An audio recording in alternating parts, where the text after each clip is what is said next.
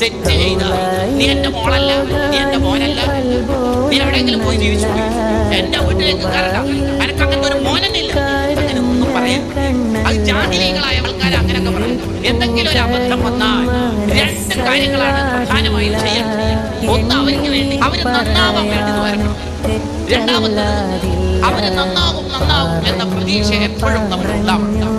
ഒരിക്കലും മക്കളുടെ തമ്മാടിത്തം കണ്ടിട്ട് നീ ഒരിക്കലും നന്നാവില്ലടാ എന്ന ശാപവാക്ക് പറയാനേ പാടില്ല. കാരണം 35 കൊല്ലം തമ്മാടിയായിട്ട് നടന്നതിനേക്കാൾ അപകടമായിരിക്കും നമ്മുടെ ഒരു ശാപവാക്ക്.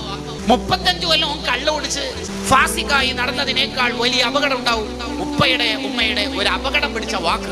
അതൊരിക്കലും സംഭവിക്കരുതെന്ന് ഹുസ്നു തനബ്ബുഹ് എന്ന കിതാബിൽ പറയുന്നു. പ്രത്യേകിച്ച് ദുആഇന് ഇജാബത്ത് കിട്ടുന്ന സമയം, സ്ഥലങ്ങൾ, വ്യക്തികൾ, അവരെ കണ്ടാൽ ആ സ്ഥലങ്ങളിൽ നമ്മൾ എത്തിയാൽ ആ സമയത്ത് നമ്മൾ ഉണ്ടെങ്കിൽ മക്കളുടെ സ്വലാഹിയത്തിന് ചുറ്റുവരക്കണം.